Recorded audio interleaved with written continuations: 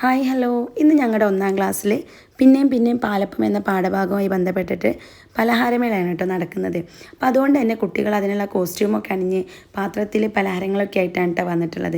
അപ്പോൾ നിങ്ങൾ ഈ കാണുന്ന പലഹാരങ്ങൾ എൻ്റെ ക്ലാസ് മാത്രം കൊണ്ടുവന്നതല്ല കേട്ടോ, ഒന്നാം ക്ലാസ്സിലെ മൊത്തം കുട്ടികളും അതുപോലെ തന്നെ ഇതിൽ ഞങ്ങളുടെ ഒന്നാം ക്ലാസ്സുകാരുടെ ടീച്ചേഴ്സിൻ്റെ പങ്കാളിത്തം ഉണ്ടായിരുന്നു കേട്ടോ. കുട്ടികൾ പഠിക്കുന്ന കാര്യങ്ങൾ അവർ എക്സ്പീരിയൻസ് ചെയ്ത് പഠിച്ചു കഴിഞ്ഞാൽ അവരുടെ മൈൻഡിൽ അതെന്നും നിലനിൽക്കും.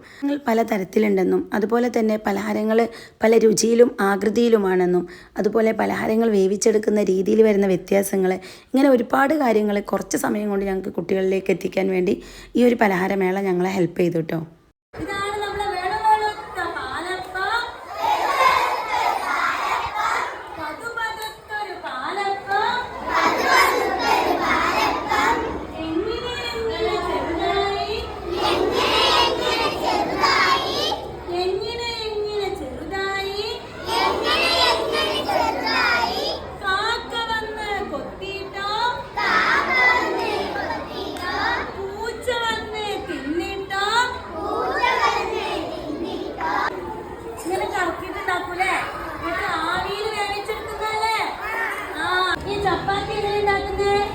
ചുട്ടെടുക്കുന്നതാണോ ആവിയിലോ?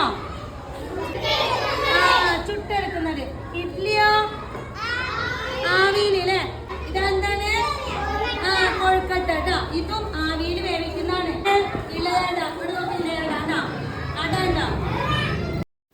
ചില പലഹാരങ്ങളൊന്നും ചില കുട്ടികൾ ഫസ്റ്റ് ടൈമാണ് കേട്ടോ കാണുന്നത്. ഇനി നമ്മൾ തിന്നുന്ന സെക്ഷനാണ് കേട്ടോ. ഇവർക്ക് ഏതെടുക്കണം ഏതൊക്കെ തിന്നണം എന്നുള്ള കൺഫ്യൂഷനിൽ ഇങ്ങനെ നിൽക്കുകയാണ് പല കുട്ടികളും കേട്ടോ. ഈ പലഹാരമേള ഇത്രയും വിജയിപ്പിച്ചത് ഞങ്ങളുടെ പാരൻസാണ് കേട്ടോ. അവരോട് ഒരുപാട് സ്നേഹം.